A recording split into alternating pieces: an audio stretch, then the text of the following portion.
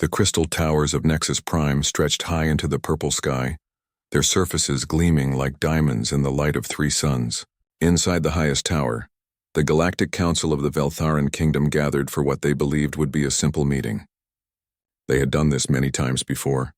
Another world to conquer, another species to enslave, another victory to add to their long list. High Chancellor Vexitar walked to the center of the Great Hall. His silver skin reflected the light from the crystal walls. His forearms moved with practiced grace as he activated the holographic display. A blue planet appeared in the air above them, spinning slowly. "Council members," Vexitar said, his voice echoing through the chamber. "Our scouts have found something interesting." The other council members leaned forward. Lord Kethran, whose family had ruled star systems for generations, tapped his claws on the table. Admiral Zixthu, commander of the greatest fleet in the galaxy, studied the image with cold eyes. "This is Earth," Vexitar continued, "a small world in a distant arm of the galaxy. Our scouts tell us it is full of life. The dominant species calls themselves humans." A low rumble of laughter filled the hall. Admiral Zixthu stood up. "Let me guess," he said with a sneer. "Another primitive race that thinks they rule their little world?" "Even more primitive than usual," Vexitar replied. He waved his hand and new images appeared. They showed rockets launching from Earth, clumsy metal tubes that moved slowly through space. They have barely reached their own moon. Their fastest ships take days to travel what our vessels cross in minutes. Lord Kethran laughed. "They still use chemical rockets? How quaint. Our ancestors abandoned such toys thousands of years ago." The images changed again.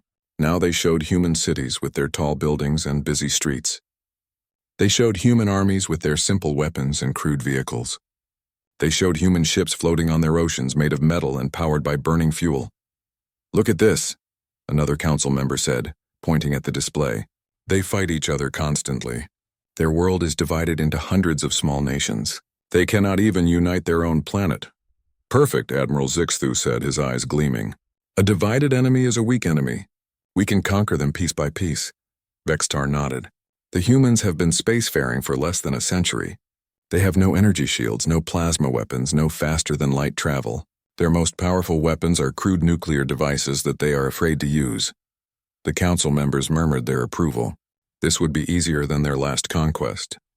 The previous species had at least possessed basic energy weapons and had put up a decent fight for almost a month. These humans would probably surrender after the first demonstration of Veltharan power. "What about their population?" Lord Kethran asked. "How many workers will we gain?" "Nearly 8 billion, Vexitar replied. "More than enough to staff our mining operations in the outer systems. And their world is rich in resources, water, metals, organic compounds. It will be very profitable." Admiral Zixthu activated his own display, showing the positions of his fleets. "I can have 300 ships at their world within 6 months. We will follow the standard protocol. Arrive, demand surrender, demonstrate our power by destroying a few cities, then accept their submission." "Any signs of advanced technology we should worry about?" another council member asked. Vexitar shook his head. "Our deep scans found nothing. No energy signatures beyond basic nuclear power. No gravitational weapons. No quantum computers. They appear to be exactly what they seem. A young species that has not yet learned the secrets of real science." The vote was quick and unanimous. Every member of the council raised their hand in favor of invasion. Earth would be conquered, its people enslaved, its resources taken. It would be added to the list of 47 worlds that already served the Veltharan Kingdom. But while the aliens made their plans, something very different was happening on Earth. Dr. Kim Hyun-woo sat in his laboratory at Seoul National University, staring at readings that made no sense. For 3 weeks, his gravitational sensors had been detecting strange patterns in the outer solar system. The numbers were impossible, but they were consistent. "Sora," he called to his colleague. "Come look at this." Dr. Park Sora walked over to his desk, her eyes tired from long hours of research. "What is it now, Hyun-woo? Another software glitch?" "I do not think so," he replied, pointing at the screen. "Look at these gravitational readings from beyond Neptune. Something massive is moving out there. Something that should not exist." Sora studied the data, her frown deepening. "This looks like the signature of a large object moving faster than it should be able to move. But there is nothing in that part of space. We would have seen it." That is what worries me, Hyunwoo said quietly. What if we would not have seen it? What if someone does not want us to see it? Across the world, other scientists were noticing strange things too. Radio telescopes picked up brief signals that did not match any known source. Satellite operators reported equipment malfunctions that happened in patterns too regular to be random. Military radar systems detected objects that appeared and disappeared too quickly to track. In an underground bunker beneath Seoul, Colonel Lee Dong-soo received a report that made his blood run cold. Similar reports were coming in from military bases around the world. Something was wrong in space and nobody knew what it was. "Get me the Americans," he ordered his communications officer, "and the Russians, and anyone else who might be seeing what we are seeing." The phone calls that followed would change everything. For the first time in decades, military leaders from every major nation shared their data openly. The picture that emerged was terrifying and clear. Something was coming toward Earth, something big, something fast, and something that was trying very hard not to be detected. Colonel Lee picked up his secure phone and dialed a number that connected him directly to the highest levels of government. "Sir," he said when the call was answered, "we need to talk. And we need to talk to everyone. I think we are about to have visitors." Meanwhile, in the crystal towers of Nexus Prime, the Veltheran Council finished their meeting with satisfied smiles. They had voted to invade Earth, and they were certain it would be easy. In 6 months, they would add another conquered world to their empire. They had no idea that their simple plan was about to unleash something that would shake the galaxy to its core. 6 months later, the sky above Earth changed forever. 300 sleek alien ships dropped out of hyperspace at the edge of the solar system. Each vessel was kilometers long, their dark hulls bristling with weapons that could destroy cities with a single shot. Fleet Admiral Rixoth stood on the bridge of his flagship, looking at the small blue world that hung in the darkness ahead. He had done this 46 times before, and it was always the same. The primitive species would see his fleet panic and surrender within hours. "Open a communication channel," he ordered his crew. "Let us get this over with quickly." The message that broadcast across Earth was simple and direct. Admiral Rixoth appeared on every television screen, every computer monitor, every communication device on the planet. His silver skin and forearms made it clear that he was not human. "People of Earth," he said in perfect English, his voice cold and commanding. "I am Fleet Admiral Rixoth of the Veltheran Kingdom. Your world now belongs to us. You will surrender immediately and prepare for integration into our empire. Resistance is futile and will result in the destruction of your cities." But the response he received was not what he expected. Secretary General Choi Minho of the United Nations appeared on screens across the Veltheran fleet. The elderly Korean diplomat looked calm as he spoke. "Admiral Rixoth, thank you for your message. We have discussed your offer of slavery and conquest. Our answer is no. We suggest you reconsider your life choices and find a new hobby." The aliens were stunned. No species had ever refused their first demand. Usually, the primitive beings begged for mercy or tried to negotiate terms. They did not make jokes. "Perhaps they do not understand," Admiral Rixoth said to his officers. "Prepare to demonstrate our power. Destroy one of their cities, something small to start with." The Veltheran fleet moved into Earth's orbit. Their targeting systems locked onto major population centers. But as they prepared to fire, something impossible happened. Warning alarms screamed across the flagship. "Admiral," his tactical officer shouted, "we are detecting energy signatures from the planet. Massive energy signatures." On his screen, Admiral Rixoth watched in shock as the Earth's surface came alive with activity. What had looked like primitive cities suddenly revealed hidden weapons. Buildings opened to reveal massive railguns. Highways split apart to show missile launchers. Even the mountains seemed to be moving. Dr. Kim Hyunwoo stood in a command center deep beneath Seoul, watching as his gravitational weapons powered up. For 6 months, he and scientists around the world had worked without sleep, turning theoretical physics into deadly reality. "Gravitational bomb ready," he reported to Colonel Lee Dong-soo. "Target locked on the lead enemy ship. Dr. Lim Hee-jin reports ready from the Tokyo facility," came another voice. "Quantum disruptors are online," Colonel Lee nodded grimly. "All stations, this is command. You are free to engage. Show them what humans can do." The first weapon to fire was not a missile or a laser. It was something the Veltherans had never seen before. Dr. Kim's gravitational bomb created a small black hole that appeared directly inside the alien flagship's engine room. The massive ship, which had survived battles across the galaxy, was torn apart in seconds. Captain Han So-young piloted her stealth fighter through the alien formation. Her ship was invisible to their sensors, using quantum scattering technology that bent light and energy around her hull. She fired kinetic rounds at point-blank range, punching through alien armor like paper. "This is impossible," Admiral Rixoth whispered as he watched his ships being destroyed by weapons that should not exist. "Our intelligence said they were primitive. Where did they get this technology?" The answer was simple. Humans had always been good at one thing: killing each other. For thousands of years, they had developed better and better ways to fight wars. When they learned that aliens were coming, they turned all of that knowledge toward a single goal. Engineer Yoon Jae-min had retrofitted orbital satellites with kinetic kill vehicles, metal rods that fell from space with the force of nuclear weapons.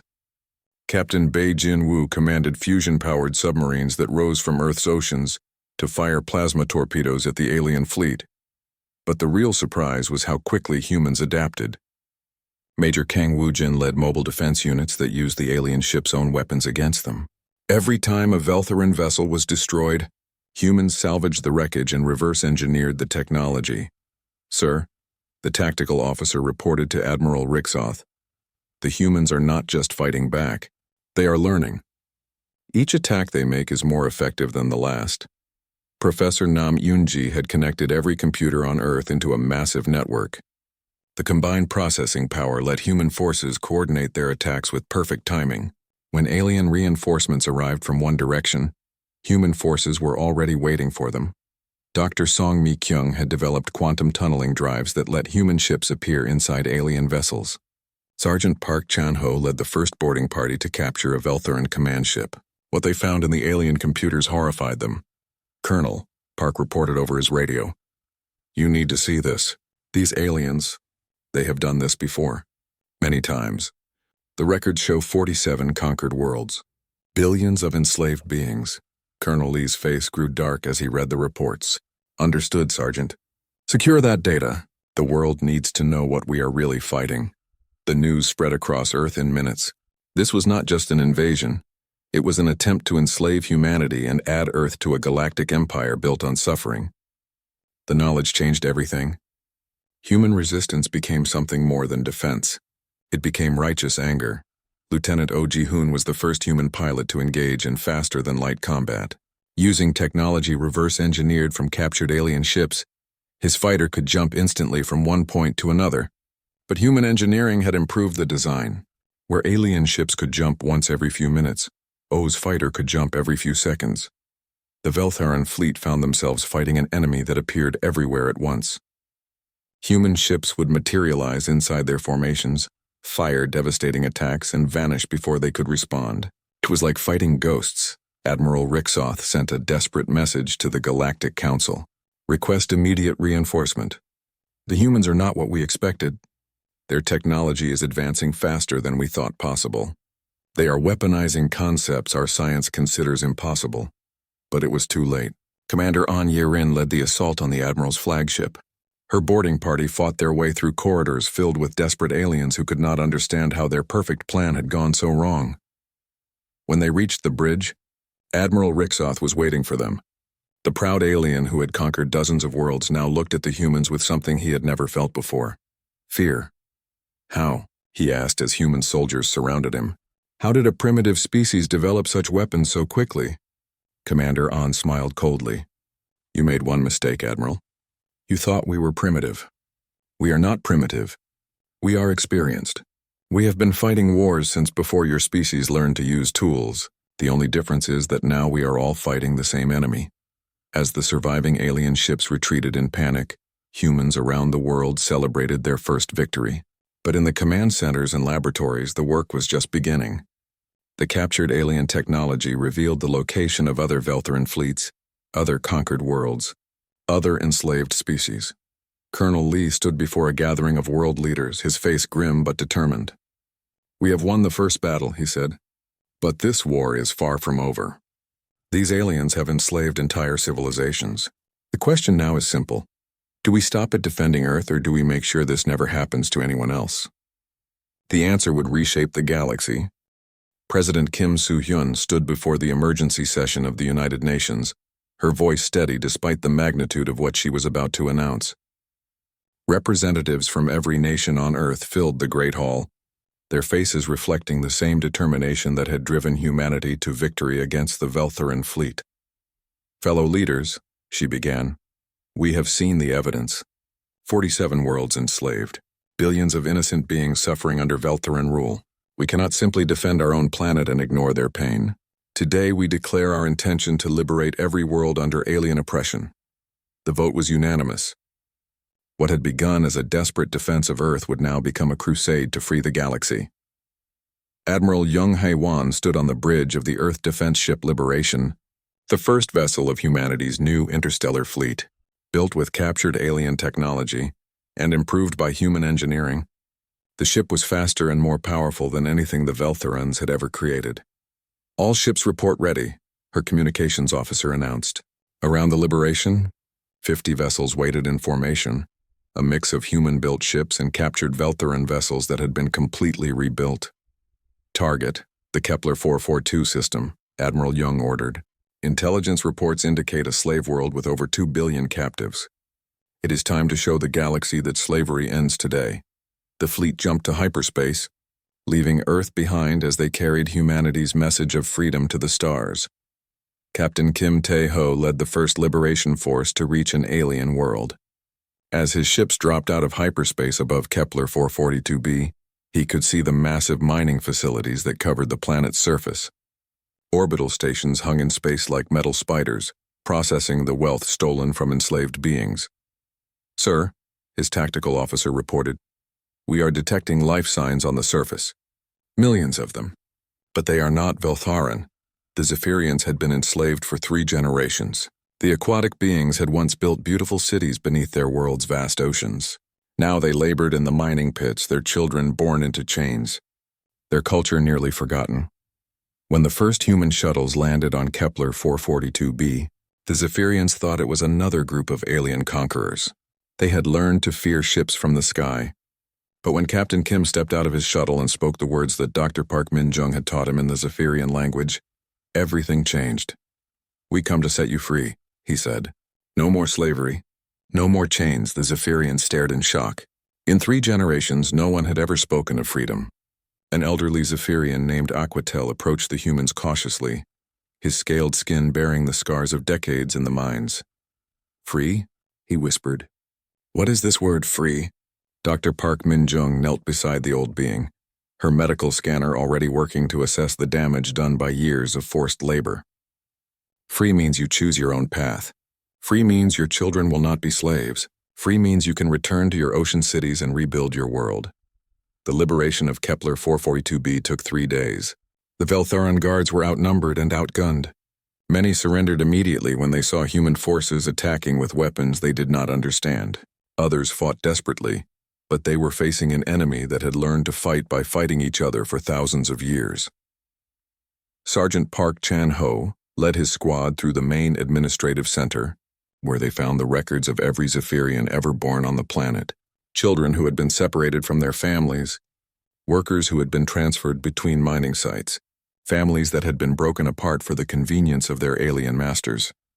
"We will find them all," he promised Aquatel as they looked at the data. "Every separated family, every lost child. We will bring them home." But the Zephyrians were not the only enslaved species the humans discovered. On the mining world around Tau Ceti, Captain Lee Yeon-soo found the Nexari, crystalline beings who had been forced to work in energy processing plants that slowly killed them with radiation. Commander Cho Hyun-jin liberated the Sarok from orbital stations around Vega, where the reptilian species had been used as living computers, their minds linked to alien machines. Each liberated species brought new knowledge and new hope. The Zephyrians shared their understanding of biological engineering. The Nexari offered secrets of energy crystallization that made human weapons even more powerful. The Sarok provided metallurgy techniques that strengthened human ship hulls. Dr. Ryu Dong-wook studied the patterns of Veltharan behavior and made a disturbing discovery. "They have not innovated in centuries," he reported to Admiral Jung. "Their technology has remained the same for hundreds of years. They rely on overwhelming force and never expect serious resistance. This explained why the aliens had been so shocked by human adaptability. The Veltharans had grown soft through easy conquests. They had forgotten how to fight an enemy that fought back with intelligence and creativity. Major Hong Jae-sung led the assault on the Veltharan Military Academy on the planet Rigel 7. What they found there revealed the full extent of alien arrogance. The academy taught strategies that were thousands of years old. Young Veltharan officers learned to suppress rebellions and manage slave populations, but they never learned to face an equal enemy. They have not fought a real war in over 500 years, Hong reported. Every conflict has been a one-sided massacre. They have no idea how to adapt when their plans fail. The captured academy record showed the locations of every Veltharan military base, every slave world, every secret facility. The aliens had been so confident in their superiority that they had never bothered to hide their operations. But the humans' greatest discovery came when they liberated the research world of Proxima, Centauri C. There they found something that changed everything. Other enslaved species who had maintained their own resistance movements. The Kaleth had been fighting a guerrilla war against their Veltharan masters for over a century. The insectoid beings had developed camouflage technology that made them nearly invisible. The Mortai, a gaseous species, had learned to infiltrate Veltharan computer systems by flowing through ventilation systems. When Admiral Jung met with the resistance leaders, she realized that humanity was not alone in their fight for freedom. Across the galaxy, enslaved species had been waiting for someone to give them hope. "Join us," she told the gathered aliens. "Fight beside us. Together we can free every world." The alliance that formed that day would reshape the galaxy. Human technology combined with alien knowledge created weapons and ships that the Veltharans could never have imagined. But more importantly, it created something the aliens feared even more than new weapons: unity among their victims. On Nexus Prime, Lord Ketharan watched reports of defeat after defeat. Entire star systems were falling to the human-led alliance. Slave worlds that had been productive for centuries were now free, their populations turning their skills toward liberation instead of servitude. "How many more ships do we have?" he asked Admiral Zixthu. "Fewer each day," the Admiral replied grimly. "The humans do not just defeat our forces. They convert our equipment, recruit our former slaves, and turn our own technology against us. Every victory they achieve makes them stronger." High Chancellor Vextar entered the chamber, his silver skin pale with worry. "I have received reports from our outer colonies. Ships are fleeing toward the galactic rim. Entire fleets are abandoning their posts. Cowards," Lord Ketharan snarled. "No," Vextar said quietly. "They are intelligent. They see what is coming. The humans are not conquerors. They are liberators, and that makes them far more dangerous than any enemy we have ever faced." The final battle for the Veltharan home system began when Admiral Jung's fleet emerged from hyperspace around Nexus Prime. But they did not come alone. Ships from dozens of liberated worlds followed them. Zephyrian bioships that could repair themselves, Nixari energy vessels that glowed like stars, Zaurok heavy cruisers with armor stronger than anything the Veltharans had ever built. The battle was over before it truly began. Faced with an alliance of every species they had ever enslaved, led by humans who turned every defeat into victory, the Veltharan fleet surrendered without firing a shot. As Lord Ketharan was led away in chains, he looked at Admiral Jung with something like wonder. "You could have destroyed us all," he said. "Why did you not?" Jung smiled sadly. "Because that is not who we are. We fight to free, not to destroy. Even you can learn to be free if you choose to." The Veltharan kingdom had fallen. But for humanity and their allies, the real work was just beginning. The great crystal spires of Nexus Prime no longer gleamed with the cold light of oppression. Instead, they hummed with the warm glow of cooperation as beings from dozens of worlds worked together in the halls where the Galactic Council had once planned conquests. Secretary General Choi, Minho stood before the newly formed Liberation Council. Looking out at representatives from every freed world, Zephyrians sat beside humans, their scaled skin glistening under the artificial lights. Nixari delegates glowed softly as they communicated through crystalline harmonics. Zaurok engineers shared data tablets with human scientists. 6 months ago, Choi began, the Veltharan kingdom ruled 47 worlds with fear and slavery. Today those worlds are free, and we gather not as conquerors but as liberators working toward a common goal. Dr. Kim Hyun-woo, now director of Galactic Scientific Cooperation, stood to address the assembly. His tired eyes reflected the intensity of the work that had transformed him from a university professor into one of the galaxy's leading weapons designers. The technology we have developed together has exceeded anything the Veltharans ever achieved, he reported. Zephyrian bioengineering has given us self-repairing hull systems. Nexari energy crystals have increased our weapon efficiency by 300%. Selrock metallurgy has created armor that is virtually indestructible. But the real breakthrough had come from something simpler than advanced technology: communication. Professor Nam Eunji had developed translation systems that allowed instant communication between any species in the Alliance. For the first time in galactic history, beings from different worlds could share ideas freely. We have established research stations on 12 liberated worlds, Dr. Lim Hye-jin announced. Each station specializes in different fields: biological sciences on New Zephyr, energy research on Crystal Prime, material science on Sorok Major. Knowledge flows freely between all stations. Admiral Jung Haiwan presented the military report with quiet satisfaction. The last Veltharan holdout surrendered yesterday on Frontier Station Omega. The galaxy is now completely free of their military presence. But liberation was only the beginning. The real challenge was rebuilding worlds that had been devastated by centuries of exploitation. Captain Kim Tae-ho led the reconstruction efforts on Kepler 442b, where Zephyrian communities were returning to their ancestral ocean cities for the first time in generations. The young ones have never seen the deep cities, explained Aquatel, the elderly Zephyrian who had become the planet's first free leader in 3 centuries. They were born in the mining camps. They do not know how to swim in the deep waters or sing the old songs. Dr. Park Min-jung worked with Zephyrian healers to develop treatments for the genetic damage caused by generations of forced labor. Children who had been born with weakened organs due to toxic exposure were healing. Families separated for decades were reuniting. It will take time, Park told Captain Kim as they watched young Zephyrians learn to dive in the crystal-clear waters of their homeworld's restored oceans. But they are strong. They will rebuild. The same scenes were playing out across the galaxy. On Nexari worlds, crystal formations that had been strip-mined for energy were slowly regrowing. Selrock Forge Masters were teaching their traditional metalworking techniques to young ones who had only known factory assembly lines. But perhaps the most significant change was happening among the Veltharans themselves. Instead of execution or exile, they had been offered something unprecedented: the chance to learn and change. Dr. Lim Hye-jin led the rehabilitation programs, working with former Veltharan soldiers and administrators to help them understand concepts that their society had forgotten. Many of them have never experienced cooperation, she explained to the Liberation Council. Their entire culture was built on domination and hierarchy. Teaching them to work with others instead of ruling over them is challenging. Former High Chancellor Vextar had become an unlikely symbol of this transformation.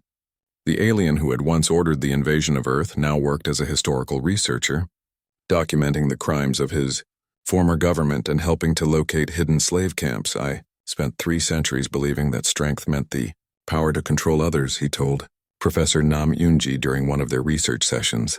You humans taught me that real strength means the power to free others. Captain Bei Jin-woo commanded the new Exploration Corps, a joint fleet dedicated to finding any remaining enslaved populations. The corps included ships from every member species, their crews working together to map previously unknown regions of the galaxy. Long-range sensors have detected artificial structures in the Andromeda Arm, he reported to Admiral Jung. The energy signatures suggest another enslaving empire, similar to the Veltharans but possibly larger.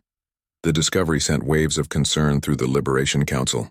The Veltharan Kingdom had been just one of several oppressive regimes in the galaxy. Intelligence gathered from captured archives revealed at least 3 other major empires built on slavery and conquest.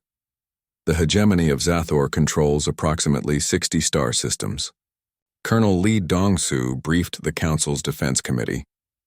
The Dominion of Kelvash has enslaved entire sectors in the galactic core, and there are reports of something called the Eternal Empire that may span multiple galaxies. But instead of fear, the revelation brought determination. Engineer Yoon Jae-min presented plans for a new generation of ships designed specifically for liberation missions. These vessels combined the best technology from every Alliance species and were capable of traveling between galaxies. We have learned that freedom is contagious. Admiral Jung told the assembled fleet commanders. Every world we liberate weakens every tyranny. Every species we free adds to our strength. The oppressive empires think they face one enemy. They face all of us. The first test of this new approach came when scouts discovered a slave world at the edge of Zathor space. The planet held millions of a species called the Veltari, beings of pure energy who had been trapped in containment fields and forced to power Zathor war machines. Lieutenant Ji-hoon led the rescue mission with a mixed squadron of human, Zephyrian, and Nexari ships. The liberation took less than 6 hours. The Zathor garrison, expecting to face primitive rebels, found themselves fighting an enemy that used technology they had never seen before. The Veltari are free, O reported, and they are very interested in joining our alliance. It seems they have some unique abilities that could be useful. The Veltari could travel through space without ships, moving as pure energy at near light speed. They could also interfere with electronic systems in ways that made traditional weapons useless. When they joined the alliance, the Liberation Fleet suddenly gained capabilities that no empire could have prepared for. Major Hong Jae-sung established the first Liberation Academy on the former Veltheron capital world. Instead of training officers to suppress populations, the academy taught beings from all species how to free enslaved worlds and integrate diverse populations into peaceful societies. Every graduating class includes at least 10 different species, Hong reported proudly. They learn not just military tactics but also cultural sensitivity, rehabilitation techniques, and post-liberation reconstruction. The Academy's first graduates were already making a difference. Commander An Yerin led a joint task force that liberated 3 slave worlds in a single week. Her crews included former Veltheran soldiers working alongside beings their empire had once enslaved. They fight differently now, observed Aquatel, who served as a cultural advisor to the liberation forces. The Veltherans who have joined us are not the same as those who enslaved my people. They have learned what it means to fight for others instead of against them. But the greatest success story was happening on Earth itself. The planet that had nearly been enslaved had become the center of galactic liberation efforts. Cities that had hidden weapons during the invasion now housed research centers where beings from across the galaxy worked together. Dr. Song Mi-kyung walked through the Seoul Institute for Galactic Studies, where human children played with young Zephyrians, Nexari and Sarok in multilingual playgrounds. The universal translation technology had created a generation that spoke to each other in a mixture of languages, creating new forms of communication that no single species could have developed alone. This is what we are really fighting for, she told visiting delegates from newly liberated worlds. Not just freedom from oppression, but freedom to grow together, to learn from each other, to become something greater than any of us could be alone. The news of successful liberation spread across the galaxy faster than any fleet could travel. On worlds still under oppression, slave populations began to organize resistance movements.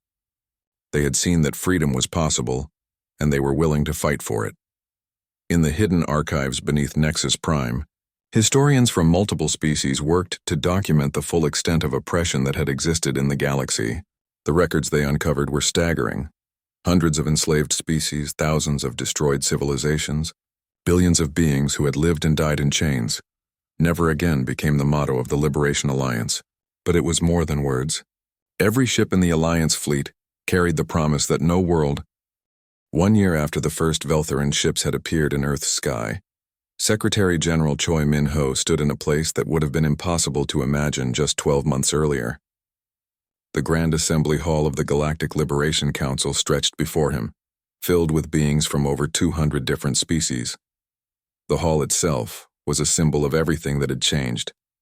Built from the ruins of the Veltharan Command Center on Nexus Prime, it incorporated architectural styles from every liberated world.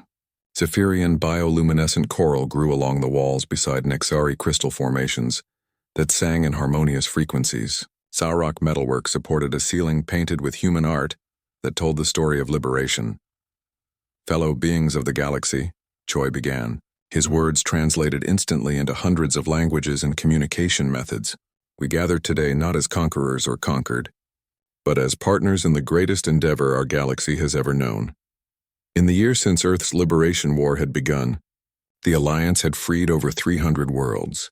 But more importantly, they had proven that cooperation was stronger than domination, that diversity was more powerful than uniformity. Dr. Kim Hyun-woo, his hair now completely gray from the intensity of the past year, presented the scientific achievements of the Alliance. Working together, we have developed technologies that none of our species could have imagined alone. Faster than light communication, instantaneous matter transport, and energy sources that can power entire star systems without environmental damage. The breakthrough had come when Veltari energy beings shared their understanding of quantum mechanics with human physicists, while Nexari crystal singers provided harmonic frequency patterns that Zephyrian bioengineers used to create living computers. Each discovery built on knowledge from multiple species. Admiral Jung Hae-won reported on the expansion of the Liberation Fleet. We now have vessels capable of traveling between galaxies. Our exploration ships have made contact with enslaved populations in the Andromeda Galaxy and the Large Magellanic Cloud. The message is spreading, freedom is possible. But the most remarkable change was in the former oppressors themselves. Former High Chancellor Vextar walked to the podium, his silver skin bearing new markings that showed his acceptance into Zephyrian society as an honorary family member. 1 year ago, I voted to enslave your world, he said, his voice carrying across the silent hall. I believed that strength meant the power to control others. You taught me that real strength means the power to help others control their own destiny. The rehabilitation programs had been more successful than anyone had dared hope. Thousands of former Veltaran soldiers now served in liberation forces, fighting beside beings their empire had once enslaved. The psychological transformation was so complete that many former oppressors had become the most dedicated advocates for freedom. Dr. Lim Hee-jin explained the science behind the change. We discovered that the capacity for cooperation exists in every intelligent species. The Veltharans had simply never been allowed to develop it. Once they experienced working with others instead of ruling over them, the change was rapid and permanent. Captain Kim Tae-ho brought greetings from New Zephyr, where the first generation of freeborn Zephyrians was learning to swim in oceans that had been restored to crystal clarity. They have no memory of slavery, he reported. To them, cooperation between species is natural. They cannot imagine a world where beings are enslaved. The children were perhaps the greatest success of the liberation movement. Young beings from dozens of species played together, learned together, and created new forms of art and science that combined elements from all their cultures. They spoke in languages that mixed words from multiple worlds, creating communication that was richer than any single species had ever achieved. Engineer Yoon Jae-min unveiled the plans for the next phase of liberation. Generation ships are under construction at shipyards throughout Alliance space. These vessels will carry liberation forces to distant galaxies, spreading freedom beyond our own star cluster. The ships were marvels of cooperative engineering, human drive systems powered by Nexari energy crystals, hulls grown by Zephyrian bioengineers, and navigation systems guided by Veltari energy patterns. Each ship was a flying city capable of supporting millions of beings from multiple species. But technology was only part of the story. Professor Nam Yoonji had developed communication protocols that allowed beings to share not just words but concepts, emotions, and cultural understanding. The universal translation system had evolved into something that created genuine empathy between species. We are not just liberating worlds, she explained to the assembly. We are creating a new form of civilization based on understanding rather than domination. Captain Bae Jin-woo reported from the frontier regions where first contact teams were establishing relationships with previously unknown species. Each new species we encounter brings new perspectives, new technologies, new ways of understanding the universe. Our knowledge grows exponentially with every contact. The Exploration Corps had developed protocols for liberation that minimized violence and maximized cooperation. Instead of conquest, they offered partnership. Instead of demanding surrender, they provided assistance. The approach was so effective that many oppressive regimes collapsed from within as their own populations demanded freedom.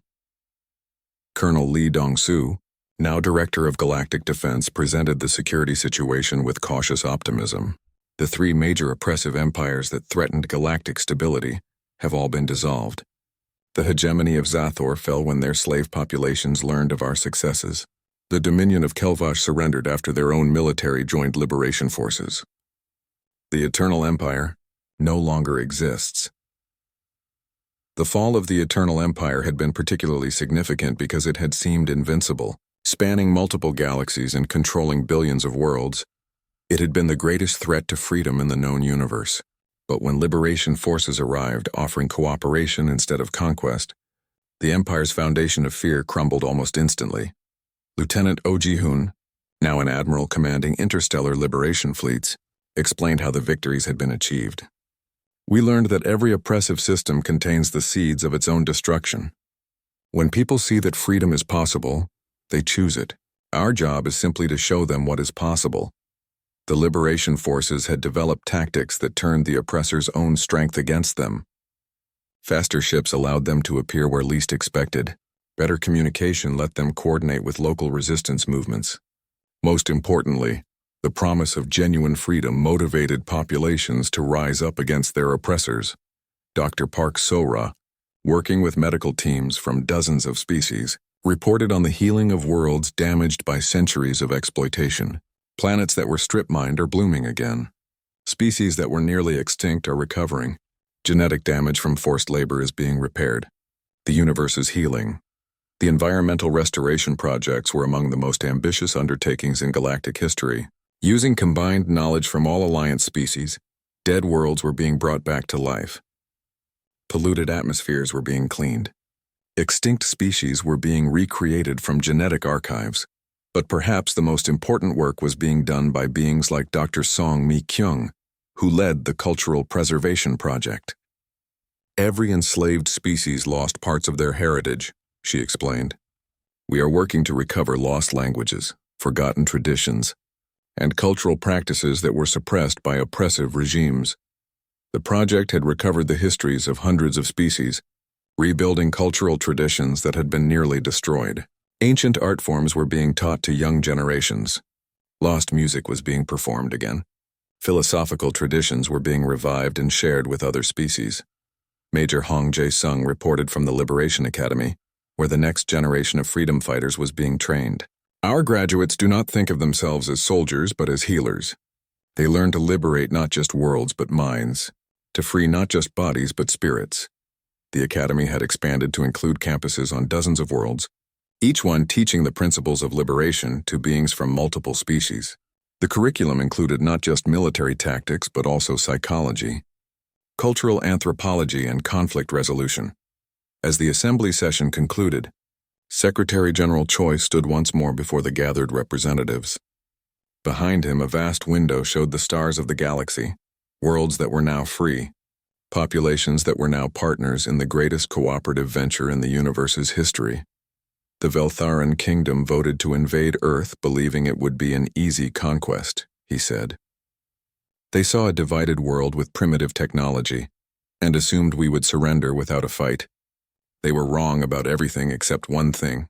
We were divided. He paused, looking out at the assembly where former enemies sat side by side, working together toward common goals. But our divisions made us stronger, not weaker. Every human culture contributed something unique to our defense. Every perspective, every tradition, every way of thinking added to our strength. When the Veltharans tried to conquer one world, they accidentally awakened a species that had learned to turn differences into advantages. The final image.